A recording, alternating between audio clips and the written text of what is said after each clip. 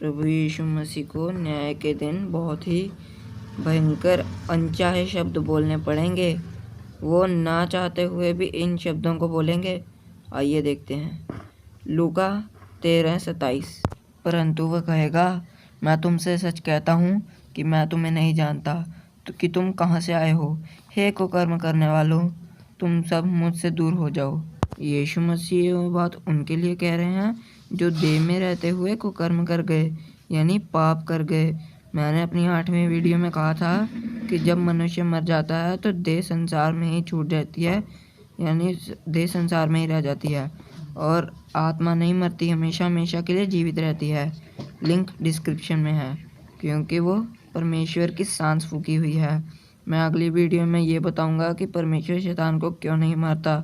वो सर्वशक्तिमान तो है, लेकिन एक रीज़न है कि वो शैतान को नहीं मारता। अपनी अगली वीडियो में बताऊंगा मैं ये। अब आते हैं अपने मेन टॉपिक पर। कई बार व्यक्ति सोचता है कि वो सुधरना चाहता है और जब सुधर भी जाता है तो यानी बुरे से अच्छा बन जाता है, तभी लोगों द्वारा सताव शुरू हो जाता है। और जब आप परमेश्वर में बढ़ते हैं तो सताव 10 गुना और बढ़ जाता है कि अब आप बदल गए हो, क्योंकि परमेश्वर की आज्ञा ये है कि आप उसे छोड़ और किसी की भी उपासना ना करें। और जब आप मंदिर, मस्जिद या अन्य जगहों, शैतानी जगहों पर जाना छोड़ देते हैं तो लोग आपसे कहते हैं कि आपने अपना धर्म छोड़ दिया है और अब आप दुनिया में नहीं रह जाते, यानी दुनिया में तो रहते हैं लेकिन दुनिया के नहीं रह जाते। सताव, टॉर्चर, बहकाना और बहुत से सताव होते हैं और ये आगे आगे इतना बढ़ जाएगा कि आदमी मरने तक सोचेगा। लाइफ यहाँ तो नर्क जैसी होगी जो 50-60 ज़्यादा से ज़्यादा 100 साल की है।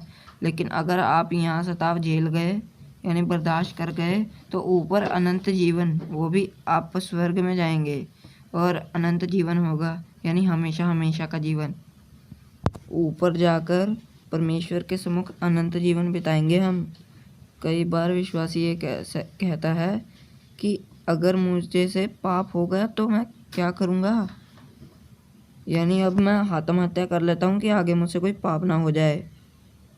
नहीं, ऐसा करना आपके लिए अच्छा नहीं। परमेश्वर की निगाह में ये सबसे बड़ा पाप और सबसे घिनौना पाप है।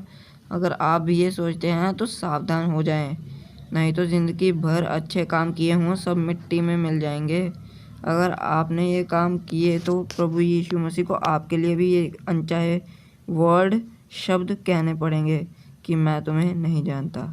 आप सबको जय मसीह की।